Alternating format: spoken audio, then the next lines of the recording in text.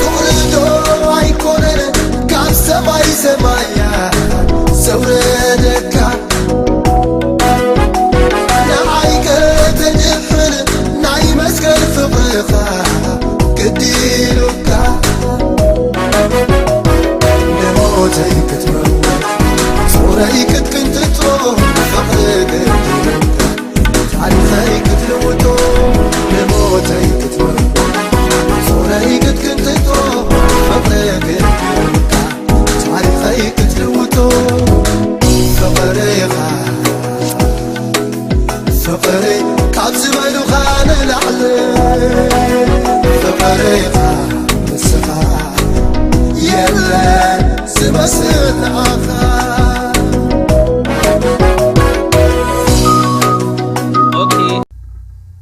نالومي مصنعتي مصحف قدوسنا كابلوك أساس شمونته كاب حدك ساب أسر شوات زلويو كاب قصر حدك ساب شمونته بمزراب دما بمنباب كجمري مالتي كيك أبتسو كل ساعة كتصلي خمز قبوهم دما بمثلا تزاربهم كمزيلو أبحانت ختما نأملاخ زي فرح نسب دما زي حفر فرادي نبره أبتا ختماتي آدما مبلت نبرت نابقنا متأت كأ مس زي مبعستي فتحو تقالي تبلو نبرت إن آبيا خاء حيالو معالتي آدم ويا دهرتي قنا بلبو أملاخ انت زي فرحكو سابون انت زي حفركو إذا مبلت زيئة لا حبيلات النعمو مما لسانا مزأت كاي تسلكينس فتح دا خوت الله بلا قويتا بلا إذا عمت أنيا فرادي زبلو زلو سمعو أملاخ دو قدا نتوم ليتن معالتنا بقصدرو حرياتو فتحي آيوت الله مني يتأممم دخل قلتيفو فتحي خمزوت اللهم ابلكم علهو ودسم زمز قنا اندعي امن الدخون عمدري كركبيلو بامنت مساء اللهو ميلي عمبيبي ودي اللهو بمصحف مهلاوكم الرقاق صلي مالتي يسوس قويتاي اندحر دقا استبهلنا يسوس كان معرف 16 جميرو كسع معرف 18 اتي مهرؤ كله نابدك امزامورتو زتكوري نيرو حق ايدو ابزن معرفات دك امزامورتو كمي كخونو خمزلووم انتاي كغبرو خمزلوومن كفلطو زلوومن ነገር እንዳፍለጦም ይመጽጸኔው አብዚ ሒዝና ዘለና ክፍልውን ኢየሱስ ነቶም ናቱ ዝኾኑ እዩ ምዝራቡ አጽኢሉ ማለት እዩ ኢየሱስ አብዚ ነቶም ናቱ ዝኾኑ እንታይ ክምህሮም ደልዩ እንድሕር ኢልና ከይቀበጹ ኩል ሳ ክጽልዩ ከም ዝግባእ እዩ አብዚ ክምህሮም ደልዩ ዘሎ ማለት እዩ አብዚ ክንሓቶ ዘለና ሓደ ሕቶ አሎ ንሱኻ እንታይ ዝብል እዩ ስለምንታይ እዩ ኢየሱስ ጸልዩ ጥራይ ዘይበለ ስለምንታይ ኢየሱስ ክርስቶስ ጸልዩ ጥራይ ዘይበለ ስለምንታይ እዩ ነታ ከይቀበጹ ትብል ቃልን ኩል ሰዓት ትብልን ቃል ወሲኹለን ወላ ኩል ሰዓት ጸልዩ ክብሎም ይኽእል ነይሩ ግን ኮነ ኢሉ ከይቀበጹ ትብል ቃል ወሲኹ ከይቀበጹ ኩል ሰዓት ክጽልዩ ከም ዝግብኦም ብምሳሌ ተዛሪቦ ጎይታ ኢየሱስ ከይቀበጹ ኩል ሰዓት ክጽልዩ ከም ዝግብኦም አብዚ ዝዛረብ ዘሎ ስለዚ ጎይታ ክንቀብጽ ከም ዘይብልና እንድሕር ተዛሪቡና مقبات زبحان نجر الله مالتي اللهم ده قدسانه مقبات انت زي حلو نيرو قويتا يسوس كيك أبتسو كل ساعة كتصليو كم زلوهم أي من نجرو من نيرو أبزو قويتا خنفلت أدليلنا زلو نجر انتايو كنتصلي كلنا بزح تصفاتاتنا كمحمنو زمتو نجرات كم زلويو أقدمو زنجرنا زلو كيك أبتسو تبلك قال ترجمان تاي مالتيا تسفا خي قرصو كاي تحللو كاي تسلاچو كاي دخمو كاي سلكيو كاي ربربو مالتيا امين امين سلازي غويتا كاي قبصكم كل ساعه ጸልዩ كبلوم كلو انتاي زبلوم زلو تسفا كقرصو كحللو كسلاچو كدخمو كسلكيو كربربو خمزي بلومي ابزي زنغروم زلو خبرن شمو يكون مقبات تسفا مقرات محلال مسلچاو مدكام مسلكاي وي مربراب نا امنت مقدال ملكتاتيم سمعوني تصبو غيركم ازيوم كنزرزروم زصنحناتا مقبات سبل قال انتايا ترجمه تسفا مقراص محلال مسلچاو مدكام مسلكاي وي مربراب زبل ترجمي زلوا እዚ ክንጽብጽቦ ጸናሕና ናይ ምንታይ ምልክት እንድሕሪና ናይ እምነት ምጉዳል ምልክት እዩ ስለዚህ ኻይ ጎይታ ነቶም ናቱ ክሳዕ መልስ ጸሎቶም ዝጭብጡ ክሳዕ እቲ ዝለመንዎ ዝኸውን ብዘይ ምቁራጽ ኩሉ ሳ ክጽልዩ ከም ዘለዎም ኣብዚ ዝዛረቦም ዘሎ ሎሚ ድማ ንዓይና ኣሃትኩምን በዚ ቃል ገይሩ ይዛረበና ኣሎ ማለት እዩ ናይ ጎይታ መልእኽቲ ሓንቲያ ንሳኻ እንተ ዘይተሓሊልኩም بجزء أخذ عطليكم زول زلوا عند حرقابيسكم ويتصفى أوريسكم تحللكم دخيمكم سلكيكم اتتدلي ونجر ويزت اللهم ونجر أي خونني سلزي كسا مود داتا سنهم نخيسكم نقويتها تتقبيو نسدما بجزء كيدن قوي خيك التفا دبك بلي زبل ملأختيو أبز قويتانتهم سمعتو كما حلال فلوم دلي زلوا مقبات سمعوني قدسان مقبات أب إجزابير زي متأممان وين إجزابير زي مأماني مقبات نائمنت مقدال ملكتي كن كأبس كلنا ديابلوس يحقوس إجزابير كا يحزن مالتي عند حرنتي يسوس أب قدر شمون تسزاربو على أستبهلنا له حق أنت نايزي خبلكم تصنحكو أو بقلت تتصحيفون رهوينا ويتا يسوس نتمثالي تزاريبو مسودة نتحسب كمزيلي بحطو عطيوه التيفو فتحي خمزوت قالهم أبلكم الله ودسا مزمت سقنا اندعي أمن الدخون عم مدرخ ركبيلو اتخيك أبسنا تسفى خيك قرصنا كي تحللنا كي سلكنا كي دخمنا كنت صبي زقبرنا انتايو اندحر إلنا أمنتنا هيو آمين دو أمنتنا خقود الكولو كندكم نجمر كنسلكي نجمر كنحلل نجمر تسفى مقراص كنقرص نجمر أمو داتا دما بك أنا مبال نام مقباط نمتس مالتي ويتا أب قطري شو عتن شمونتن انتهي لوسي أملاخ دو قدانتهم ليتن معالتن نابو زتر حرياتو فتحي أيوت قالوا مني يتأممهم دخل قلت إيفو فتحي خمزوت قالهم أبلكم علىه ودسا مزمت سقنا اندع من الدخون أم مدرخ ركبيلو أبزي حدا غنستوبلو زلونا نتبنتايو اندحر إلنا أملاخنا نمان يقلتيفو فتح زوج قالو نتوم ليتن معالتن نابو زتقرؤ حرياتيو قلتيفو فتح زوج قالو نتوم زدقسو يكونن نتوم قويتا يفلق زبلو يكونن نتوم ليتن معالتن قلتو زدالي فتح زوج قالو سازي قلتو اندحر زين دلي كوينا زين تصلي اندحر كوينا كاب اغزابير ملسي زبها لايك متصلي مالزي سلازي كاب املاخنا ملاش اندحر ندلي كوينا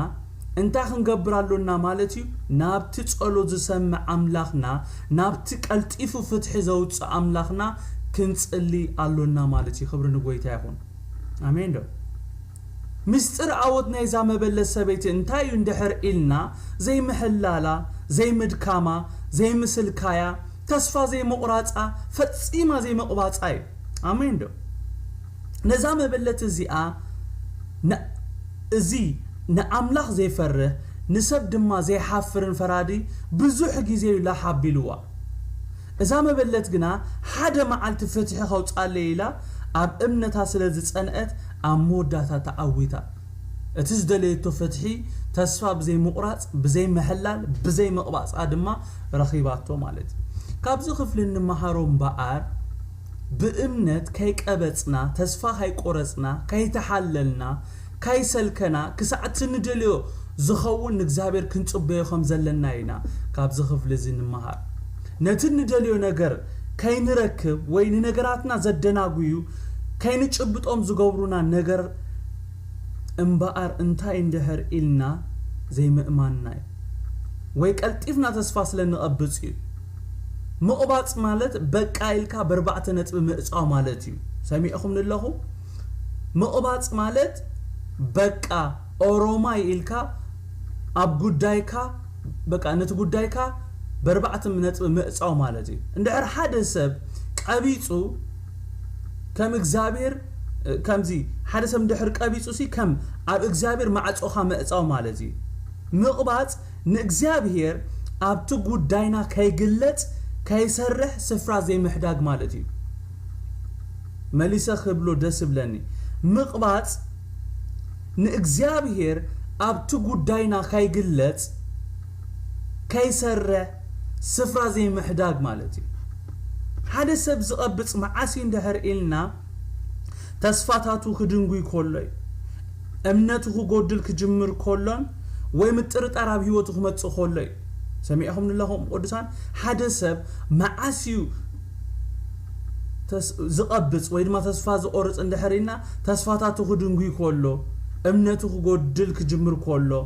ወይ ምጥርጣር ኣብ ህይወቱ ክመጽእ ኮሎ ነገራት ክድንጉና ኮሎ ኣብ ህይወትና ፈተናታት ክበዝሑ ኮሎ ሽግር ጸገም ክጓነፈና ኮሎ እምነትና በዚኦም ነገራት ትፍተን ማለት እዩ ሎሚ ብዝተፈላለየ ምኽንያት ናብ ምሕላል ገጽኩም ትኸዱ ዘለኹም ተስፋ ቆሪጽኩም ዘለኹም ኣብ ጉዳይኩም ማዕጾ ዝዓጸኹም ሰባት እንድሕር ኣለኹም ሎሚ እምነትኩም ናብቲ ቀልጢፉ ፍትሕ ዘውጽእ ኣምላኽ ግበሩ ኣሜን በቲናትና ናይ ግዜ ሰሌዳ እዩ ምድንጓዩ ዘሪኤና ዘሎ እምበር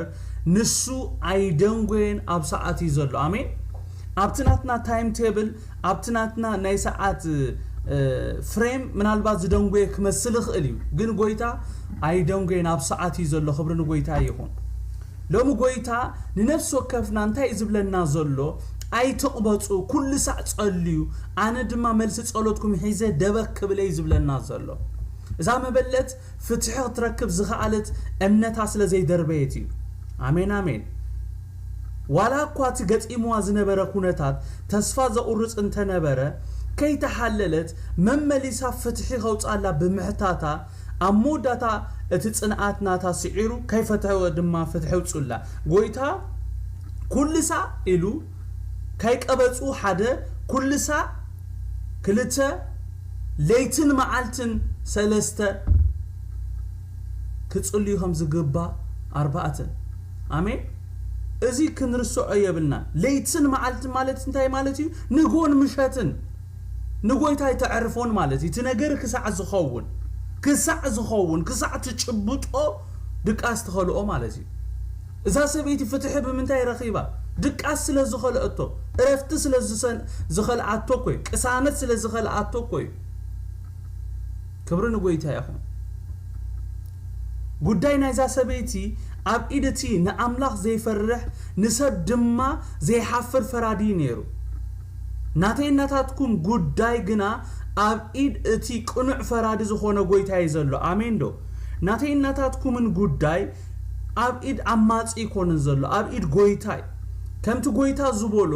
እዚ ዓመፀኛ ፈራዲ ከምዚ ዓይነት ፍርዲ ካብ ፈረደ እቲ ቅኑዕ ፈራዲ ዝኾነ ኣምላኽና ግዳ ከመይ ንደቁ ቀልጢፉ ፍትሒ ዘውጻሎም ስለዚ ሎም መዓልቲ ጎይታ እንታይ ነፍስ ወከፍና ዝብለና ዘሎ በዚ ቃል እዚ ምእማንኩም ኣጽንዑ ይዝብለና ዘሎ ኣሜን ዶ ብዝሓለፍና ንሕለፍ እምነትና ግን ክንድርብያ የብልና ኣሜን ዶ ኣብ ዘለና ንሓሉ እታ እምነትና ክንድርብያ የብልና ማለት እቲ ኣብ ጎይታ ዘሎና እምንቶ ማለት እዩ ምእማንና ክነጽንዕ ይግባአና ሎሚ ካብዚ ቃል እዚ ሒዝና ክንወጽእ ዝግባአና እሱ እዩ ዘይምእማን ተስፋ ክንቆርጽ ዝገብረና ጎይታ ሽሙ ይባረክ ካብ 9 ሳብ 14 ዘሎ ድማ ከምዚ ይብል ንሓያሎ ጻድቃን ምዃኖም ብርእሶም ዝእመኑ ንኻልኦቱን ዝነዕቁ ዝነበሩ ድማ እዚ ምስላዚ በሎም ክልተ ሰብኣይ እቲ ሓደ ፈሪሳዊ እቲ ካልእኻ ተጋዊ ክጽልዩ ናብ ቤት መቕደስ ደየቡ እቲ ፈሪሳዊ ደው ኢሉ ብልቡ ወአምላኽ ኣብ ሰሰሙን ክልተ መዓልቲ ጸውም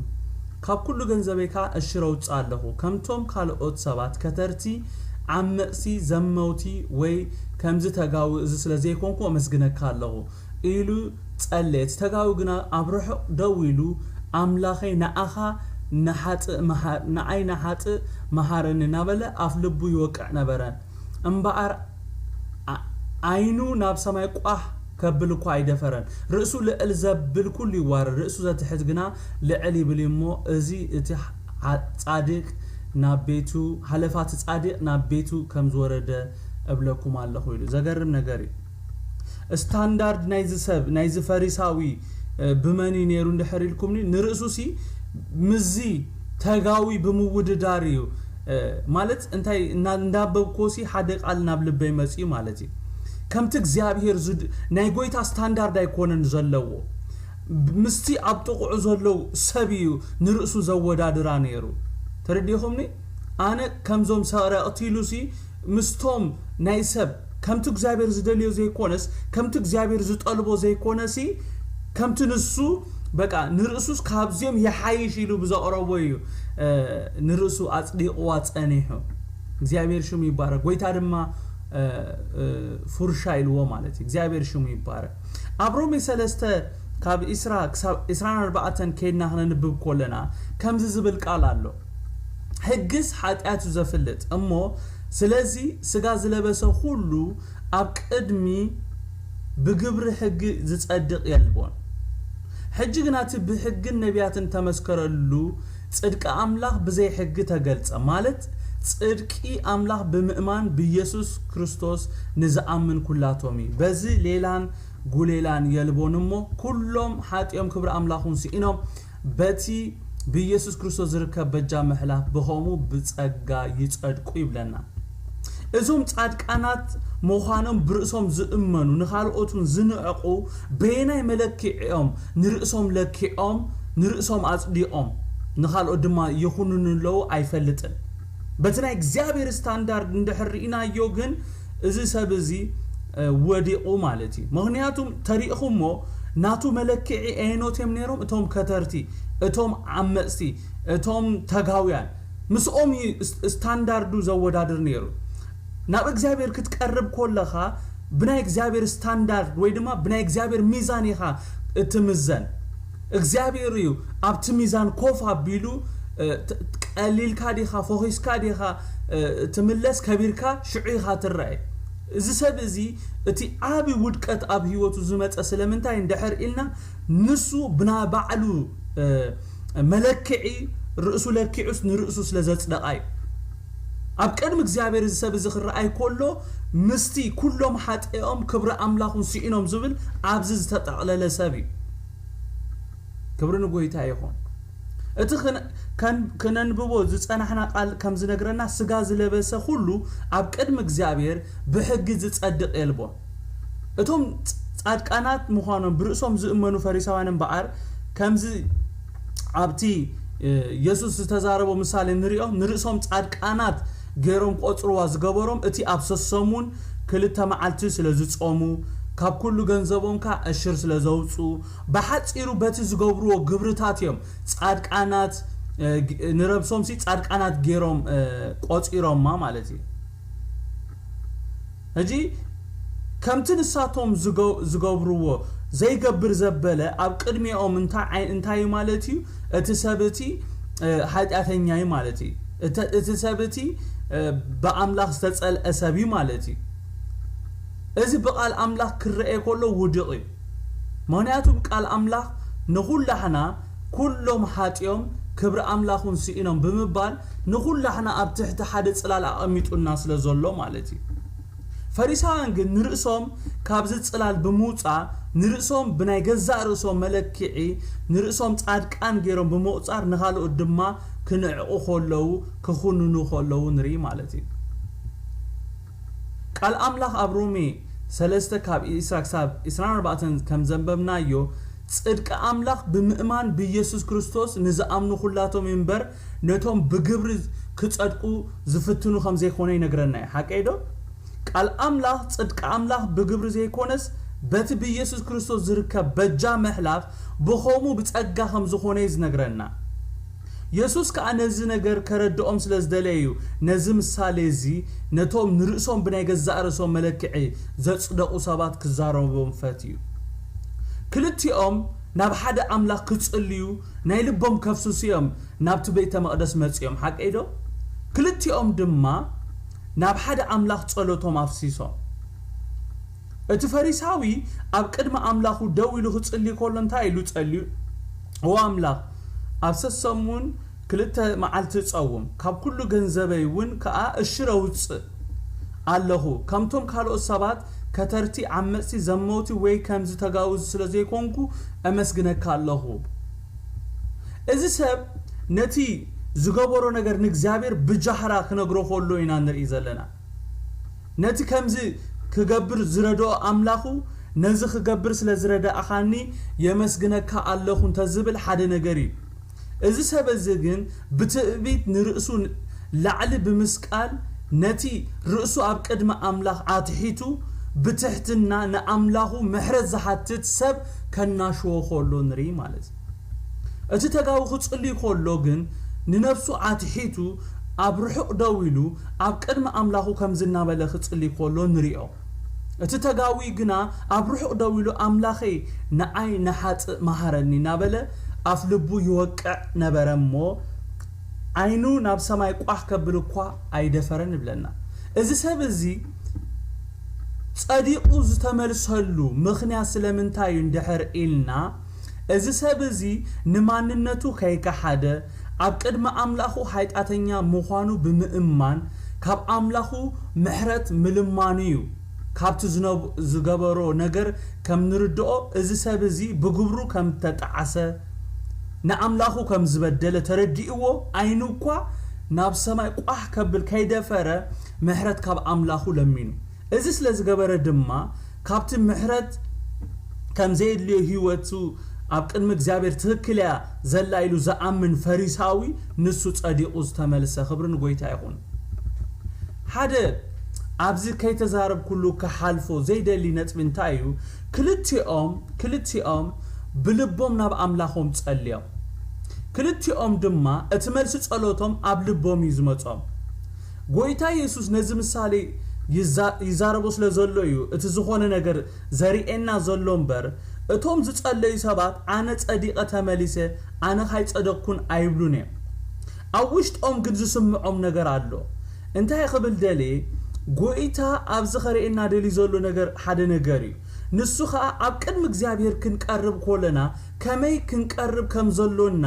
እቲ ንጽልዮ ነገር ክንፈልጥ ከም ዘሎና እዩ ሎሚ በዚ ቃል ገይሩ ዝዛረበና ዘሎ ኣብ ቅድሚቲ ቅዱስ ዝኾነ ኣምላኽና ክንቀርብ ኮለና እንምክሓሉ ነገዛ ርእስና ጽድቂ ዝበሃል የብልና ሓቀይዶ ቅዱሳን ስለዚ ኣብ ቅድሚቲ ቅዱስ ዝኾነ ኣምላኽ ክንቀርብ ኮለና ብምፍራሕ ብምንቅጥቃት በኣኽብሮት ብምስጋና ትሕት ብምባል ኩሉ ዝተቐበልናዮ ካብኡ ከም ዝኾነ ብምፍላጥ ክኸውን ኣለዎ ከምዚ ተዘይኮይኑ ግና ከምቲ ፈሪሳዊ ኢና ክንከውን ማለት እዩ ኣብ ቅድሚ እግዚአብሔር ቀሪብና ድማ መስዋዕትታትና ተቐባልነት ከይረኸበ ናብ ቤትና ክንምለስ ኢና ማለት እዩ ሎሚ ምስትውዓልና ጎይታ ይኽፈቶ ኣሜን ብዙሓት ፈሪሳውያን ኢና ኣብዚ ዘለና ብዙሓት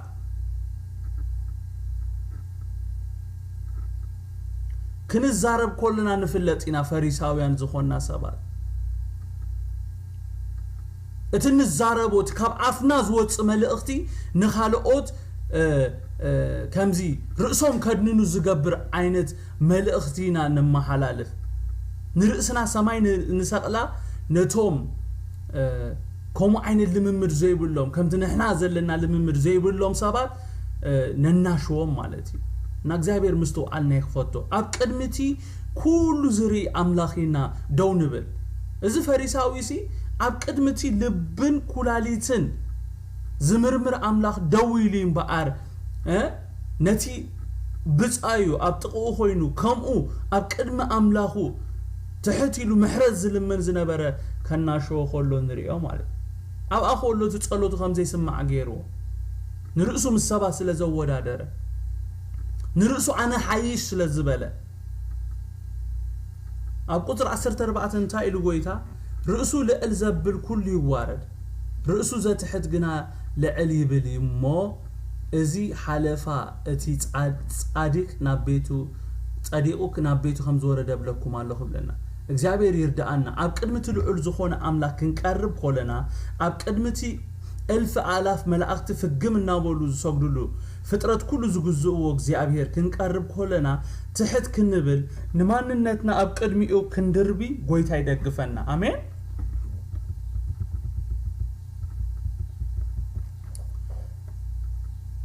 ምዕራፍ 18 ካብ 15 17 ድማ ከምዚ ይብል نحطانا دما كتنكيو نابو امصوم اتوم دق مزامورت خا زريኦም ገነሕዎ ኢየሱስ ግን አጽውዑ መንግስት አምላክ ንኸምዚኦም ዝበሉ ያሞ ህፃናት ናባ ይምጹ ሕደግዎም አይትኸልክልዎም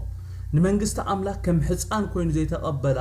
ከቶ ከምዚአትዋ በሐቅ ብለኩም አለኹ በሎም ብለና ካብዚ ክፍሊ ክንማሃሮ ዝግባአና ብዙሕ ነገራት አሎ ኣብዚ ሓሙሽተ ዓይነት ሰባት አሎ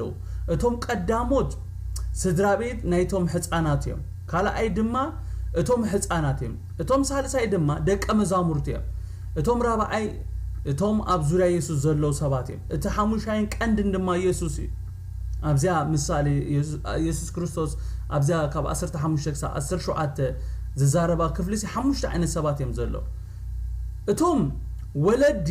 ኢየሱስ መታን ኢዱ ከምብረሎም ኢሎም ንደቆም ሒዞም ናብ ኢየሱስ ከም ዝመጹን እዚ ተግባር እዚ ድማ ንደቀ መዛሙርቱ ከም ዘቆጥዖም ነቶም ቆልዑትን ከም ዝገንሕዎም ኢየሱስ ነዚ ምስራኤ ግና ነቶም ከም ዝገበሩ ደቀ መዛሙርቱ ኣብ ቅድሚቶም ወለዲ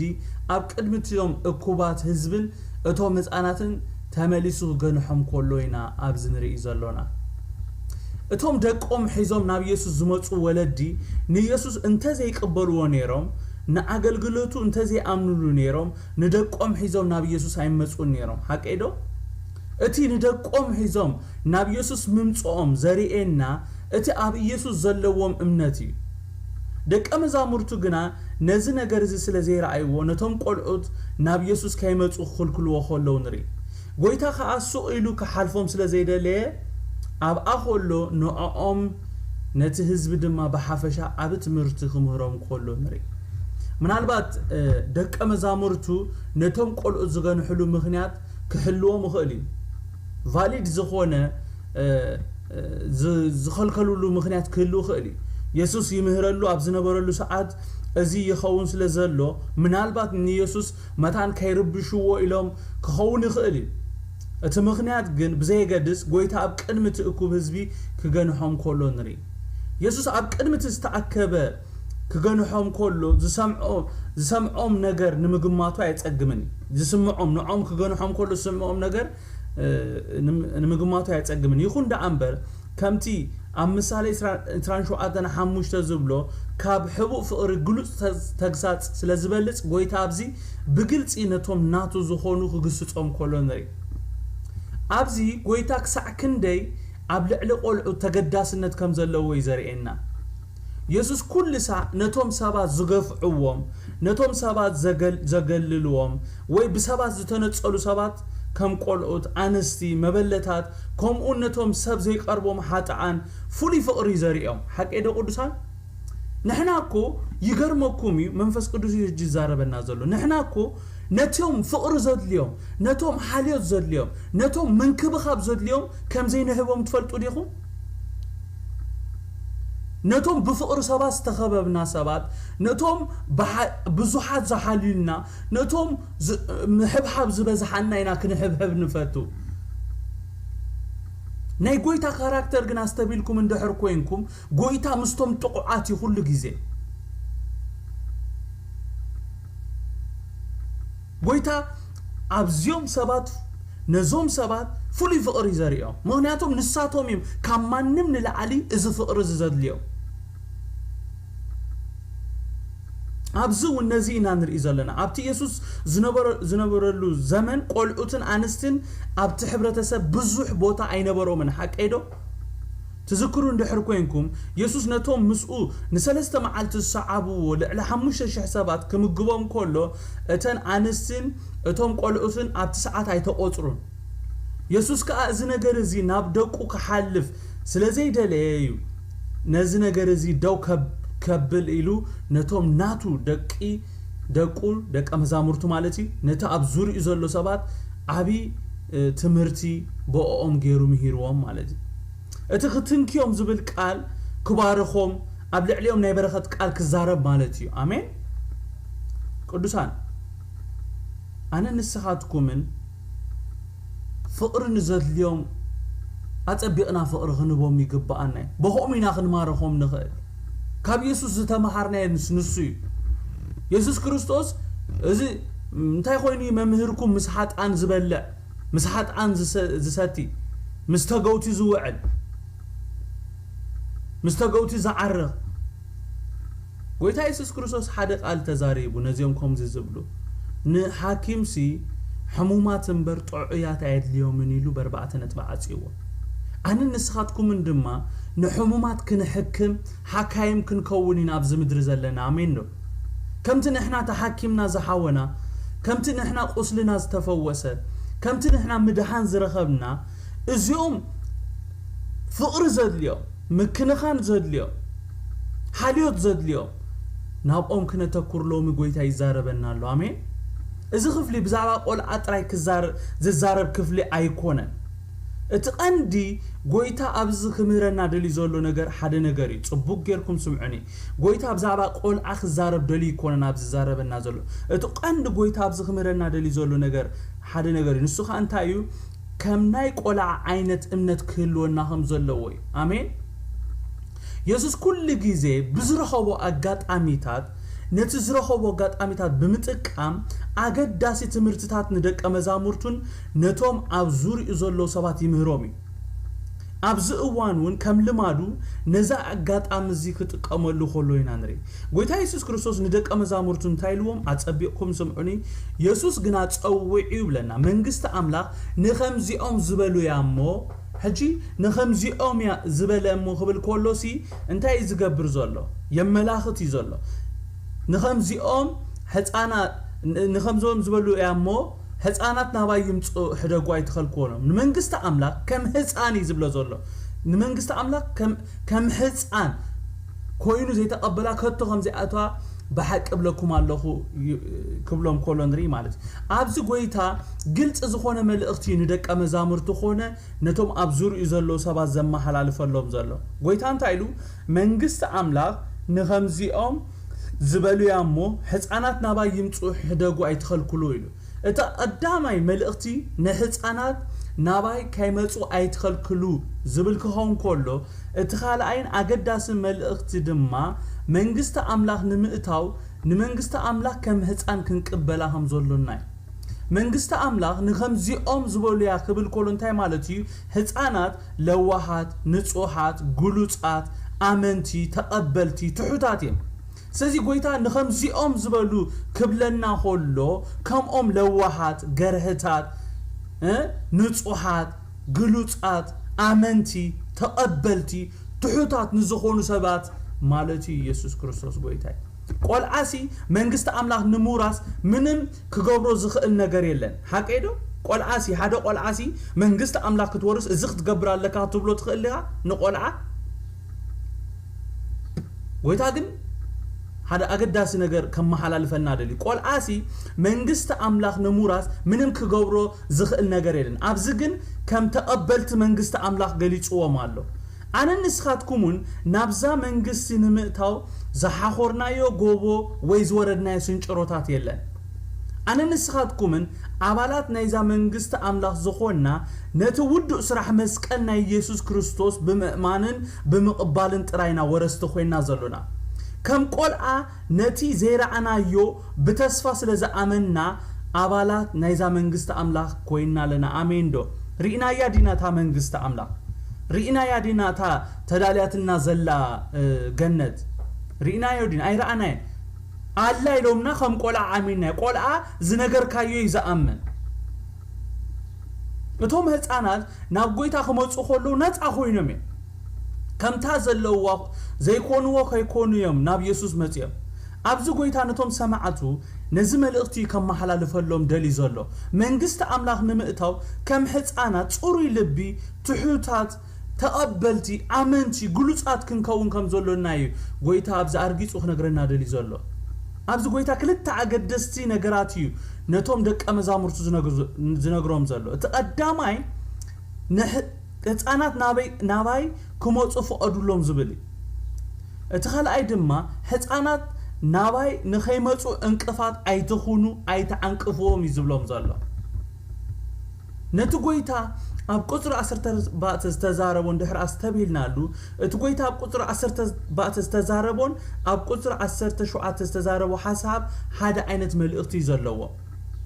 ርእሱ ልዕል ዘብል ኩሉ ይዋረድ ኢሉ ኣብ ላዕሊ ክንሪኦ ጸናሕና ርእሱ ዘትሕት ግና ልዕል ይብል እዩ እዚ ሓልፋት ጸዲቁ ናብ ቤቱ ከም ዝወረደ ብለኩም ኣለኹ ኢሉ ንመንግስት አምላክ ከም ህፃን ኮይኑ ዘይተቀበላ ከቶ ከም ዘይኣቷ በሐቂ ይብለኩም ኣለኹ ድማ ኢልዎም ኣብ ሉቃስ 18:17 እቲ ኣብ ላዕሊ ክንሪኦ ጸናሕና ፈሪሳዊ እቲ ትዕቢቱ እንታይ ገይርዎ ስምዑኒ ጽቡቅ ገይርኩም እቲ ኣብ ላዕሊ ክንሪኦ ጸናሕና ፈሪሳዊሲ እቲ ትዕቢቱ እንታይ ገይርዎ እንድሕር ኢልና ናይ ምሕረት ኣፍ ደገ ኣብ ቅድሚ እግዚአብሔር የዕጽይሉ ሓቀይዶ ትዕቢትሲ ምሕረት ከም ዘይተቀበል ዝገብረካ تعبيتك حساب السبر تعبيتك هبا سلز سعزرح مهرتي زعصولك كم زواردي غيروت تعبيتو بنصارو تتغاوي جن رأسو بمتحاتو رأسو اب قدم እግዚአብሔር بمورادو كاب እግዚአብሔር مهرت كم زقبل غيرو سلازي تي قداماي كاب نفسو كفنا غويتا بزقال غيرو كاليو دلي زلو ነገር እንታይ እንደህር ኢልና تعبيت زباحال زوارد نجاري آمين نزل عالم ناي تعبيت منفس كابانا يرحق آمين ويتا اب قطر 10 شوات انتايلو نمنجست عملا كم حصان كوين زي تقبلا كتو خمزي اتوا بحق بلكم اللهو يبلنا كم حصان كوين كان نمقبال سمعوني صبوق غيركم قدوسان كم حصان كوين كان نمقبال ناي ماننت لوط يدليو حق ايدو ናይ ማንነት ለውጥ የድልዩ ካብ መንበርካ ሙራድ ከድልዩ ስብር ምባል ከድልዩ ትሕት ምባል ከድልዩ ቀሊል ካይመስለና ንምዝራቡ ቀሊልዩ ንምዃኑ ግን ከቢድ ከም ሕፃን ኮይንካ ንምቕባል ናይ ማንነት ለውጥ የድልዩ አንነት ክስበር አለው ካብ ላዕሊ ናብ ታሕቲ ሙራድ ያሐትትዩ ናይ አምላኽ ጥበብን ናይ ሰብ ጥበብን ስለ ዘይራኸብ ጥበብካ ሓዲካ ነቲ ዕሽነት ዝመስል ናይ አምላኽ ነገር ምቕባል የድልዩ ነዚ ንምግባር ድማ ከም ትኽብሎ ጸናሕኩ ናይ ማንነት ለውጥ የድልዩ ነቲ ናይ እግዚአብሔር ነገር አሻ ምዃን ከድልዩ ናይ ጎይታ መልእኽትን በአር እዚዩ አሜን አሜን አሜን ዶ ክንደይ ኖቲና ንኽእላ ነዚያ كنديناتنا نخيلا نزيا كندينوت زابير يدغفنا زابير يشذشغرنا انتو يسي نابز بايبل ستادي نامص اخوس غويتاي كاب غزا رسي حلوني له هجي كوي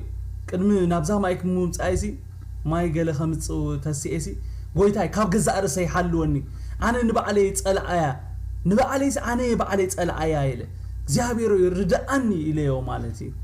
በሐቅ ማለቴ ኮይኑ ይቆይ አኔ ንገዛ አርሰይ ጸላያ እግዚአብሔር ይደግፈና አብዚ እንታይና ንርኢ ወንጌል ነሁሉ ከምዝኾነ ነገር ግን ክንቀበሎን ክንአምኖን ግን ይግባአና ናብዛ መንግስት አምላኽ ንምእታው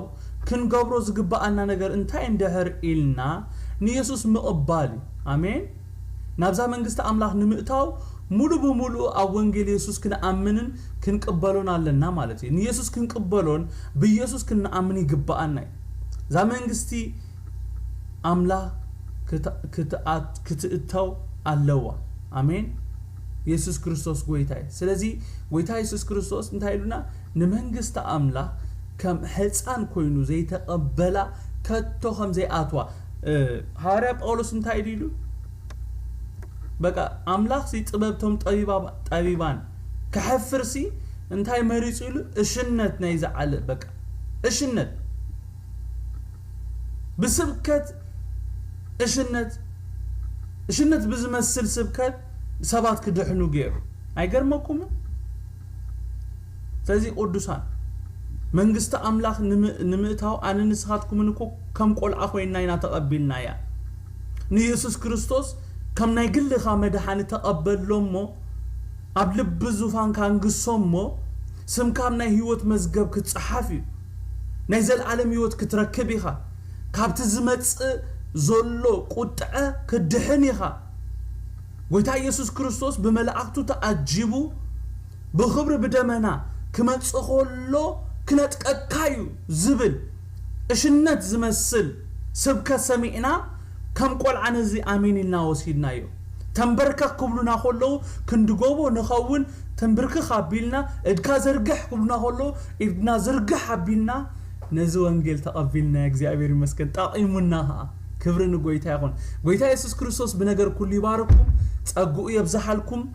ዳውኩም አልዕሉ ናይሎም ባይብል ስታዲና አብዝ ወዲና ለና ጸሊና ክንውዲናት ሽሙ ብሩኽ ይኹን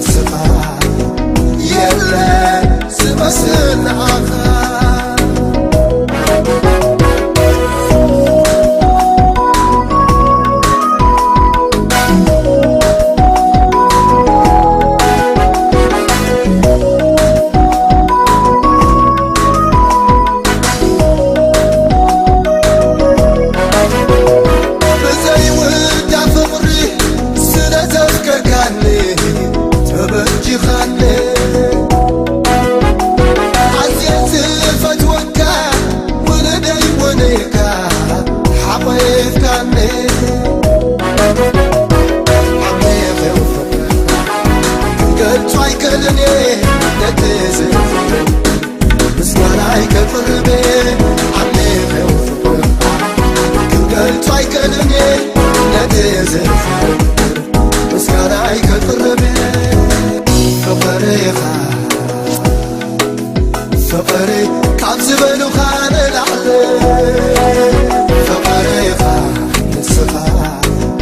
የለን ዝመስል